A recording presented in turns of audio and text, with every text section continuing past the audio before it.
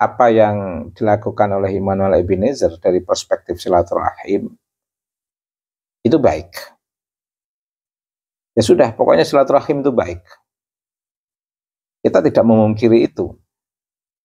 Karena itu perintah dari agama Islam, agama yang saya cintai, agama yang saya yakini, yang dibawa oleh kekasih kita semua, umat Islam, yaitu Nabi Mustafa Muhammad Sallallahu Alaihi Wasallam. Bahkan dalam sebuah hadis muttafaqun alaih, diriwayatkan oleh Imam Bukhari juga Imam Muslim, hadis riwayat Imam Anas bin Malik, anna Rasulullah sallallahu alaihi wasallam qala man sa'ala ayub satalahu fi rizqihi wa yunsa'alahu fi atharihi fal yasil rahimahu. Bisa jadi silaturahim itu yang bisa mendatangkan rezeki yang banyak, bermanfaat dan berkah. Tentu secara proporsional dalam melakukan relasi bisnis atau usaha pengembangan atau peluang-peluang yang bisa mendatangkan rezeki penuh berkah. Juga bisa memperpanjang usia. Tentu kalau dihitung dari deret tambahnya waktu kita melalui perjalanan kita, itu secara mendasar sebenarnya telah menunjukkan berkurangnya usia kita. Usia kita itu kan sudah dijatah oleh Allah. Hidup sampai 75 tahun, atau 80 tahun, atau 90 tahun, atau 100 tahun. Nah, dari jatah ini semakin berkembangnya waktu yang kita lalui, berarti kita telah mengurangi jatah usia yang telah diberikan oleh Allah kepada kita. Dan kegelisahan itu menyebabkan psikologi seseorang ingin lebih cepat melewati hidup ini.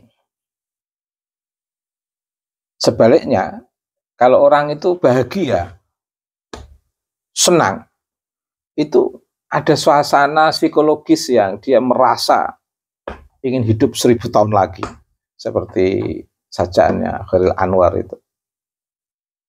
Artinya kebahagiaan itu seperti memberi ruang waktu yang lebih panjang dalam perjalanan usia kita. Itu betul-betul dirasakan secara psikologis sebagai sebuah hikmah dari silaturahim.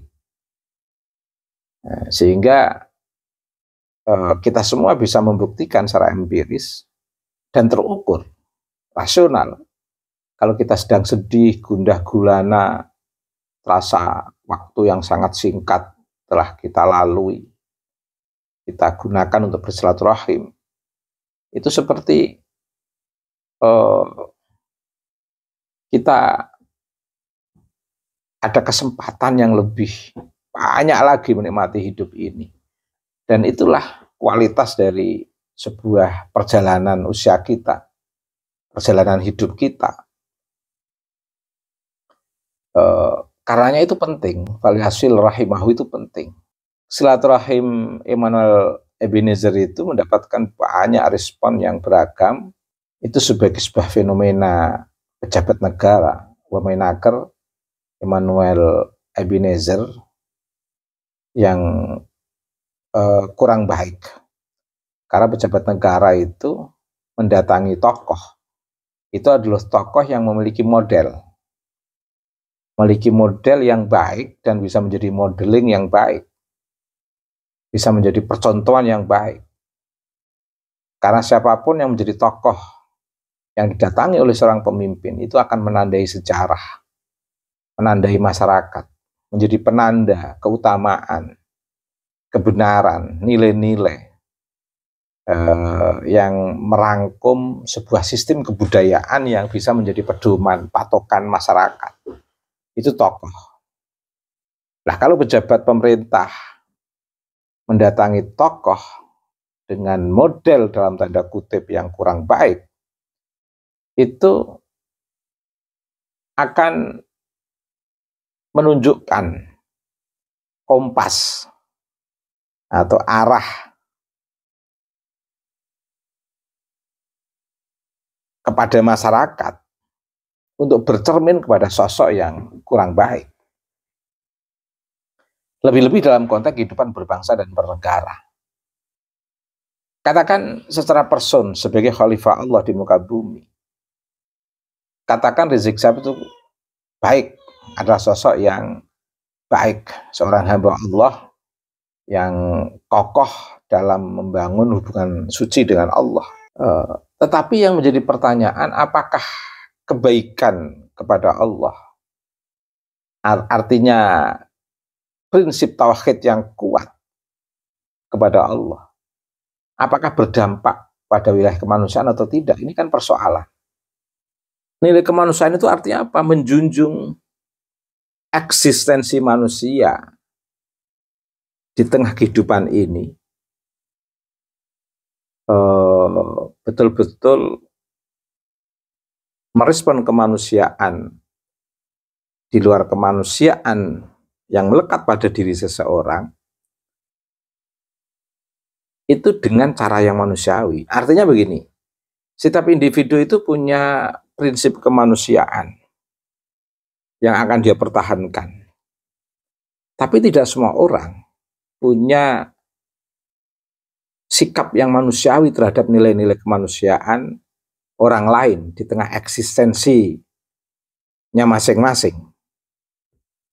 Kadang dia merasa ingin dimanusiakan tapi tidak memanusiakan manusia. Dia ingin dihormati tapi tidak menghormati orang lain. Ini artinya apa? Artinya dia sedang egois. Ingin junjung kemanusiaannya, eksistensinya sebagai manusia, tapi melemahkan, merendahkan, menghinakan eksistensi kemanusiaan pihak yang lain. Dan ini terukur, nampak dari nilai-nilai kehidupan, nampak dari kehidupannya di tengah masyarakat. Sekarang begini, Immanuel Ebenezer, oke, tadi tidak kita persoalkan dalam konteks alasan dia datang di Rizik Syihab adalah untuk silaturahim. Kita tidak mempermasalahkan itu. Meskipun menjadi persoalan ketika kedatangannya itu sebagai pejabat negara yang harus menjadi contoh warga negara untuk berdiplomasi dengan siapa-siapa saja yang menjunjung tinggi sikap kewarganegaraannya terhadap kehidupan berbangsa dan bernegara. Kalau yang dikunjungi ternyata kontra terhadap nilai-nilai kebangsaan dan kenegaraan, bagaimana mungkin itu harus dikunjungi oleh seorang pejabat yang notabene bertanggung jawab dalam memimpin umat. Harus dengan siapa umat ini mencontoh. Kalau pejabatnya secara simbolik mendatangi tokoh yang tidak bisa menjadi model masyarakat, ini akan problem bagi masyarakat. Bagaimana dengan peran berbangsa dan bernegara Rizik Syihab sebagaimana yang dikatakan oleh Immanuel Ebenezer? Setidaknya ada 5 istilah. Mas Immanuel Ebenezer menyebut bahwa Rizik Syihab adalah sosok yang demokratis. Lupa Mas Immanuel Ebenezer Apa itu makna demokratis? Dan ini bertentangan sekali dengan semangat khilafah yang betul-betul mendapatkan dukungan kuat dari Rizik Syihab. Bahkan Rizik Syihab dari sikapnya itu betul-betul menolak sistem demokrasi, karena itu adalah produk barat yang dianggap produk manusia yang bertentangan dengan hukum-hukum Allah. Sistem demokrasi adalah bagian daripada bentuk hasil produk pemikiran liberal manusia dalam kehidupan berbangsa dan bernegara yang dianggap oleh Rizik Syihab bertentangan dengan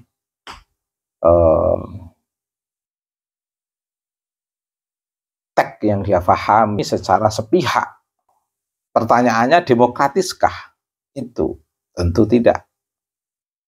Kalau demokratis itu artinya sebuah sistem yang kalau dikatakan demokrasi dalam konteks dialektika, itu adalah sosok yang menerima perbedaan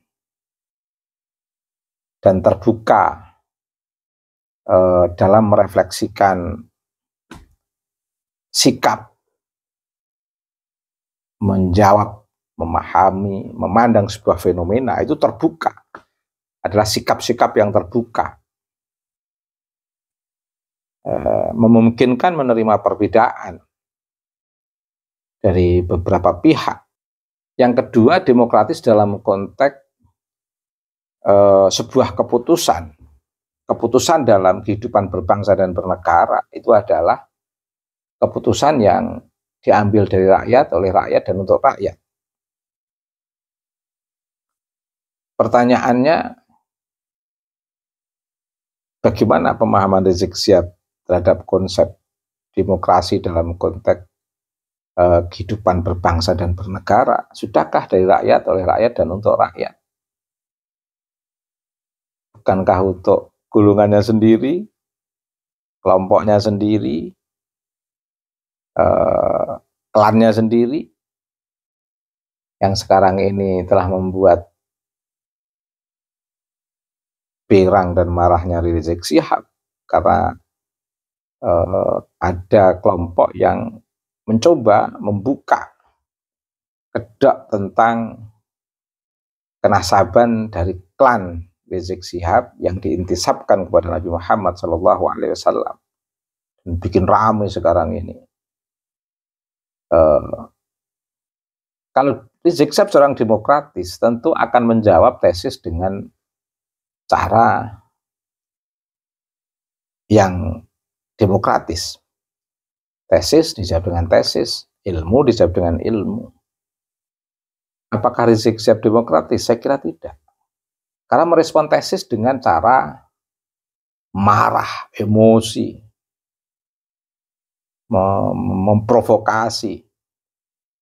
Bahkan seharusnya menurut konteks hukum negara kita, harusnya sudah bisa dikenai pasal itu. Karena memprovokasi umat, mengadu domba umat. Dan sudah terbukti ada konflik di lapangan pasca provokasi dia mengadu domba umat. Harusnya sudah kena pasal itu. Nah, sikap-sikap yang penuh emosi, tesis dijawab dengan provokasi dan framing, mengarah kepada kerasan, asah golok, perang, dan lain sebagainya. Pertanyaannya, demokratiskah ini? Tentu ini pertanyaan bil khusus untuk yang mengatakan bahwa Rizik Syihab itu demokratis, yaitu Mas Immanuel Ebenezer. Yang kedua, Mas Immanuel Ebenezer juga mengatakan sosok Rizik Syihab adalah sosok yang patriotik. Patriotik itu kan sosok yang memiliki nilai kepahlawanan, penuh tanggung jawab, tidak adu domba, berkorban, bukan mengorbankan orang lain. Mas Immanuel Ebenezer kelihatannya lupa kasus KM 50. Kalau Rizik Syihab adalah sosok yang patriotik, tentu dia yang akan menghadapi polisi. Kalau itu memang ada permasalahan dengan kepolisian, berhenti saja. Kenapa harus takut?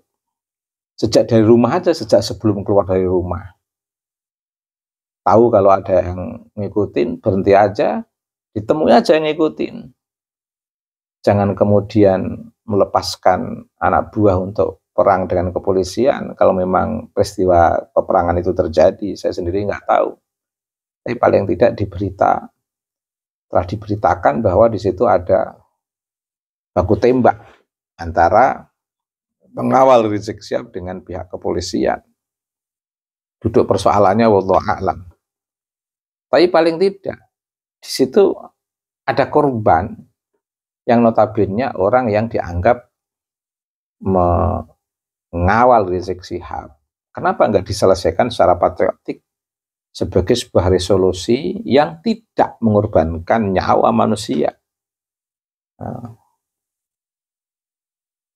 Meskipun kematian anak-anak muda yang mengawal Rizik Syihab itu tidak ada hubungannya dengan Rizik Syihab secara langsung, mungkin karena hasil dari baku tembak itu.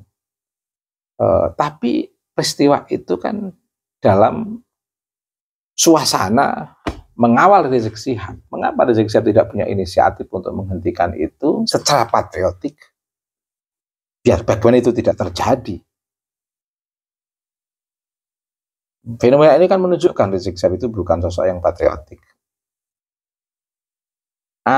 Patriotik Gus Dur itu patriotik itu. Ribuan orang siap mati untuk membela Gus Dur. Tapi Gus Dur menghadapi sendiri dan menyuruh para pengawal dan pembelanya untuk pulang kampung. Dan Gus Dur melawan dengan nilai-nilai kepahlawanannya untuk mengkritisi negeri ini dari orang-orang yang tidak bertanggung jawab. Termasuk orang yang tidak bertanggung jawab di era Gus Dur itu Rizik Syihab. Makanya jangan heran di era Gus Dur waktu masih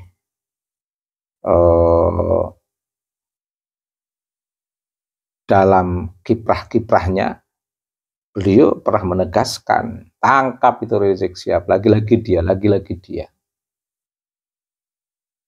Karena memang Rizik Syihab tidak ada nilai patriotiknya, selalu berkedok di balik para jamaah itu untuk mengguncang kepemimpinan yang sah. Pertanyaannya, patriotikkah Rizik Syihab? Membuat provokasi tapi tidak bertanggung jawab. Ini tentu pertanyaan yang punya kewajiban menjawab ini itu Mas Immanuel Ebenezer ini. Yang ketiga, dia mengatakan bahwa Rizik Syihab itu adalah sosok yang memiliki perspektif bahwa perbedaan itu adalah biasa. Semua orang tahu Rizik Syihab itu tidak bisa menerima perbedaan.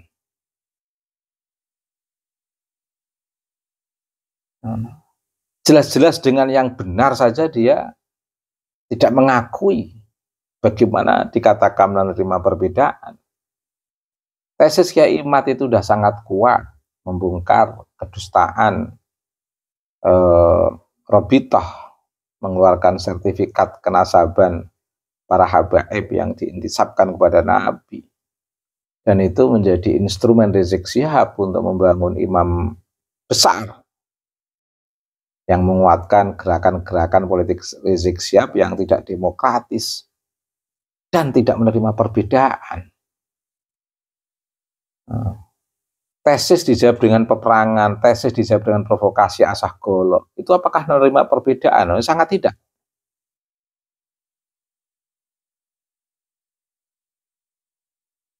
tentu ini apa yang saya sampaikan ini pukulan, sebuah kritik yang patut menjadi perenungan Mas Immanuel Ebenezer.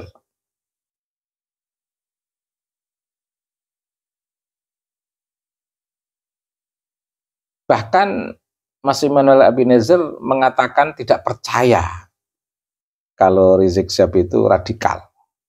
Bahkan dia menegaskan yang mengatakan Rizik Syihab itu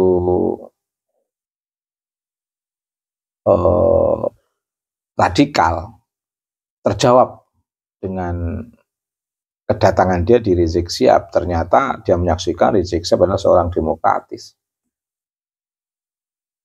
Orang yang baik itu seradikal apapun, kalau didatangi tamu ya pasti hormatlah, sama masih normal ya.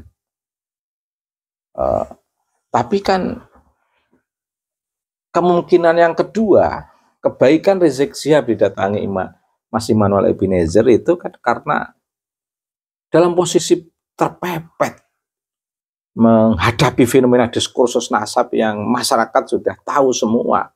Ternyata di sana ada kedustaan. Bisa saja Rizik Syihab baik dalam rangka untuk mencari teman, atau ingin membuat strategi baru dengan wamenaker Immanuel Ebenezer.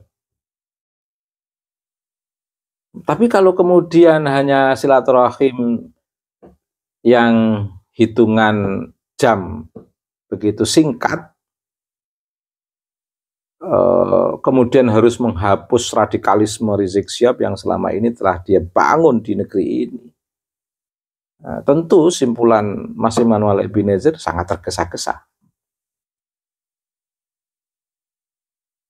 Kemudian yang terakhir, Mas Immanuel Ebenezer mengatakan Rizik Syihab ini seorang ulama. Ulama dari mana? Ukuran ulama itu tentu harus dimulai dari ilmu dasar, kemampuan dalam memahami riwayah, baik dari Quran, hadis, dan memahami perkembangan pemikiran para ulama-ulama sebelumnya sebagai kelangsungan perkembangan keilmuan para ulama yang terjaga dalam konteks sanad keilmuannya bersambung kepada Nabi, dan terjaga hasanah-hasanah keilmuan para ulama antara pandangan ulama satu dengan pandangan ulama yang lain yang saling menguatkan untuk kelangsungan ilmu-ilmu keislaman. Dan itu harus diawali dari kemampuan membaca kitab, memahami aturos. Nah, tapi ini kan dasar yang harus dibuktikan dengan sikap-sikap kemuliaan seorang ulama yang betul-betul menjaga maqasidus syariah, menjaga agama, menjaga nafas. Gimana dikatakan ulama, dia sangat tidak menghargai jiwa manusia secara fisik maupun manusia secara psikis yang di luar kelompoknya. Dia hanya menghargai orang-orang yang bisa dipermainkan, yang menguatkan gerakan-gerakan imamahnya di FPI. Sementara di luar FPI dianggap berbeda, dan perbedaan itu dianggap sebagai sebuah pertentangan yang begitu dia respon secara emosional.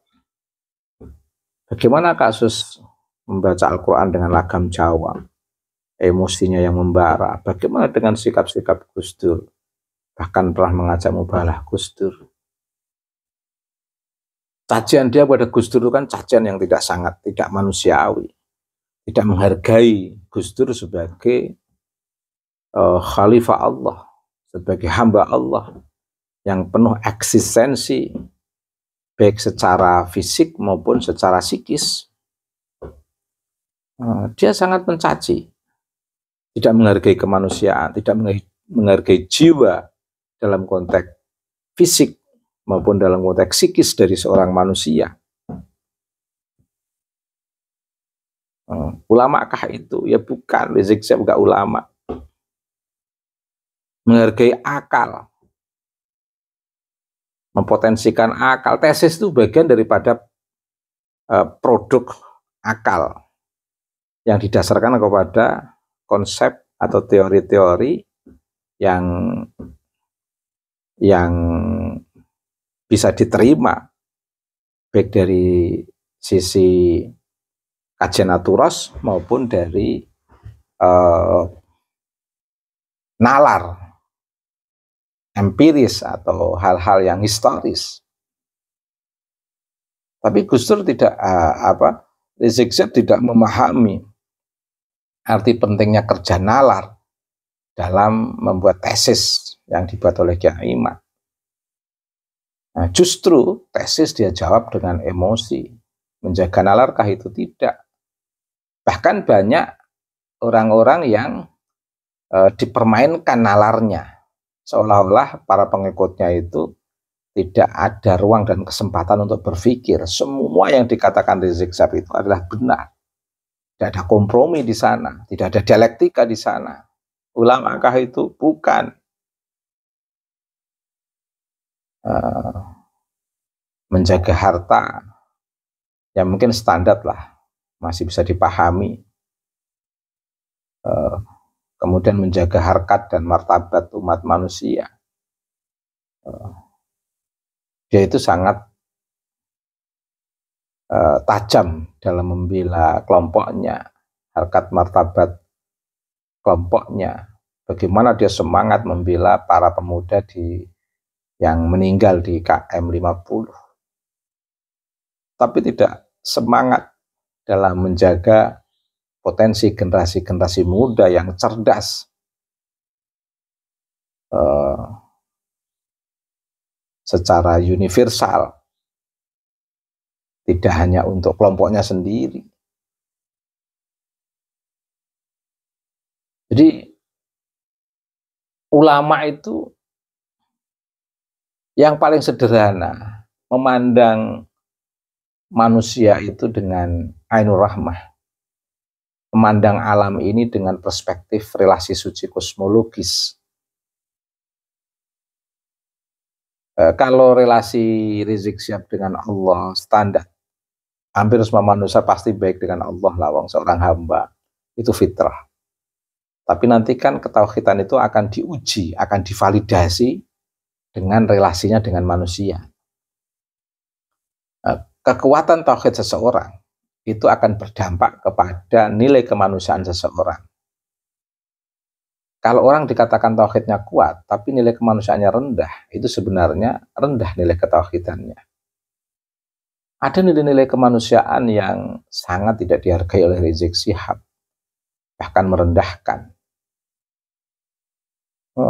Ya contoh yang paling spektakuler, keberanian Rizik Syihab merendahkan Gus Dur, tercatat tebal-tebal dan tersiar di sosial media itu. Sikap Rizik seperti ini apakah dikatakan sebagai seorang ulama? Tidak. Tapi dia bisa baca kitab, bisa. Tapi isi kitab bagaimana? Apakah dia rasakan untuk menguatkan pikiran dan tindakannya secara adil sesuai dengan perilaku, pandangan dan tindakan seorang ulama? Tidak. Mengadu domba, mengancam. Apakah itu seorang ulama? Tidak. Provokasi, apakah itu seorang ulama? Tidak. Nah ini standar ulama yang secara minimal lah perlu dipahami oleh Mas Immanuel Ebenezer. Saya kira ini catatan saya dari silaturahim Mas Immanuel Ebenezer. Semoga bermanfaat untuk membuka hasanah dalam konteks kehidupan kita, relasinya dengan Allah, relasinya dengan umat manusia, relasinya dalam konteks lingkungan hidup, dalam ruang kehidupan berbangsa dan bernegara. Semoga bermanfaat. Subhanakallahumma wa bihamdika mil al-mizan wa muntahal ilmi wa mablaghar ridha wa zinatal arsh. Asyhadu an la ilaha illa anta astaghfiruka wa atubu ilaika. Wassallallahu ala sayyidina Muhammadin wa ala alihi wa sahbihi wa baraka wa sallama. Walhamdulillahi rabbil alamin.